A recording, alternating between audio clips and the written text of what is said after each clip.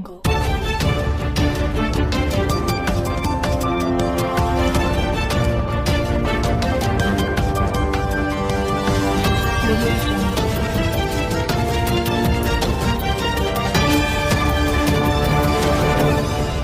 करोड़ रुपए देने पड़ेंगे और नहीं दिए तो वसुंधरा को दुष्यंत सिंह को झालावाड़ बाड़ा में घुसने नहीं देंगे। सारा सिस्टम खराब है आड़ोती में।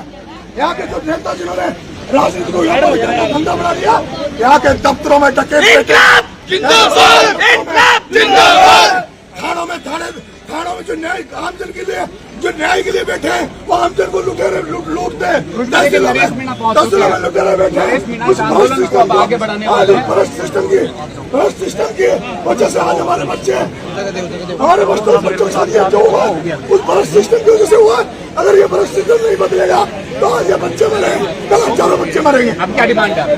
डिमांड है प्रत्येक बच्चे के परिजन को 1 करोड़ रुपए दे। प्रत्येक बच्चे के जो जिसकी डेथ हुई है बच्चे की उसके घर वालों को 1 करोड़ रुपए दे। जो घायल है उनको 50-50 लाख दे। न्यायिक जांच हो, न्यायिक जांच हो, न्यायिक जांच हो, न्यायिक जांच हो और जो भी दोषी है उन पर सख्त कार्रवाई हो। जो प्रिंसिपल था जिन्होंने अगर जो भी दोषी हो मैं कुछ नहीं कहता उन पर 302 का मुकदमा दर्ज होना चाहिए। 300 बिल्कुल मैं बैठा हूँ यहाँ पे। जिनकी डेथ हुई जो बच्चे इस घटना में हताहत हो गए उनको 1 करोड़ रुपए दिए जाए। जो घायल लोग हैं उनको 50 लाख रुपए दिए जाए और जो दोषी है उनको सख्त से सख्त सजा दी जाए। न्यायिक जांच हो और जो लोग जो दोषी थे जिनका डायरेक्ट इसमें थे जिनको पता था कि स्कूल की बिल्डिंग गिरने वाली है उन पर 302 का मुकदमा हो, उन पर हत्या का मुकदमा दर्ज हो। नरेश जी आप कब तक बैठेंगे? एक उसको शिक्षा मंत्री को बर्खास्त करना चाहिए, उसको तुरंत प्रभाव से मुख्यमंत्री को बर्खास्त करना चाहिए, शिक्षा मंत्री को बर्खास्त करना चाहिए। नरेश जी आप कब तक बैठेंगे? मैं जब तक बैठूंगा जब तक इनको न्याय नहीं मिल जाता। जब तक मैंने जो एक शब्द मेरे मुंह से निकला है जब तक इनको पूरा हक नहीं मिल जाता तब तक मैं बैठा हूँ। अगर इनके परिजन और ये कोई यहाँ कोई नेतागिरी तो ये हारुती है। यहाँ की राजनीति इतनी दूषित हो गई, पूरी राजनीति व्यापारीकरण की राजनीति हो रही है जिसके खिलाफ मैं कई दिनों से लड़ाई लड़ रहा हूँ। मेरे कई मुकदमे खाया हूँ, सजा जा रहा हूँ और यही कारण है कि उस राजनीति के कारण है ये जो सिस्टम भ्रष्ट हो गया उसमें नेताओं का हाथ है। उस नेतागिरी के कारण आज गंदी राजनीति के कारण इन बच्चों के साथ ये हुआ है।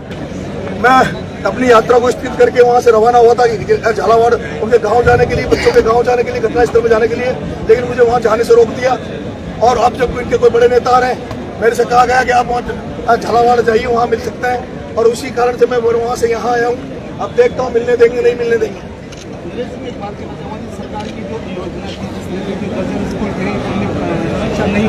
मैंने कहा केवल स्कूलों का मामला नहीं है, पूरी व्यवस्था भ्रष्ट हो गई, पूरी व्यवस्था सिस्टम ही भ्रष्ट हो गया।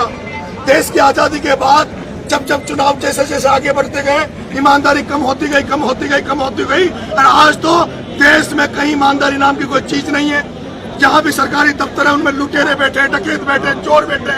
सबसे ज्यादा जो सड़कों पे जो लूट खसोट होती है वो तो बहुत कम स्तर पे होती है। सबसे बड़ी लूट, डकैती, चोरियां, सबसे बड़े आम जन का खून चूसा जाता तो सरकारी दफ्तरों में चूसा जाता है। और जो सरकारी दफ्तरों पे ऊपर जो एसीबी लगाई जाती है, जो चोर की रखवाली लगाए वो एसीबी भी भ्रष्ट हो गई। वो ऐसे हो रहा है जैसे बिल्ली को दूध की रखवाली पर रख दिया गया हो। यहाँ झालावाड़ में उदाहरण है, एक जो भ्रष्ट एसीबी जिसको भ्रष्टाचार को रोकने के लिए लगाया गया वो एसीबी भी यहाँ पे भ्रष्टाचार में पकड़ा गया। मैं कहता हूँ सारे सरकारी दफ्तरों में, सारे देश में आज ऐसा सिस्टम हो गया, केवल सरकारी दफ्तर आम जन को लूटने के लिए अड्डे बन गए हैं।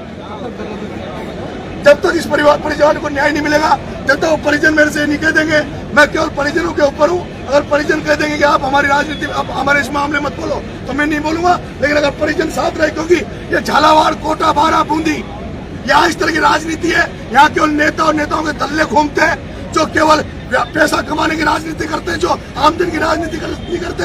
हो सकता है इन परिजनों को कोई पहला दे, पुछला दे, ये तो पता नहीं कुछ दिलाएगा नहीं दिलाएगा, हम 2 लाख 5 लाख दिला के इनको निपटा ले, वो अलग बात है। लेकिन अगर ये परिजन मेरे साथ रहे, बच्चों के घर वाले मेरे साथ रहे या जनता मेरे साथ रही, तो 1 करोड़ रुपए देने पड़ेंगे और नहीं दिए तो वसुंधरा को वसुंधरा को और दुष्यंत सिंह को झालावाड़ बाड़ा में घुसने नहीं देंगे, झालावाड़ बाड़ा में वसुंधरा को दुष्यंत को घुसने नहीं देंगे।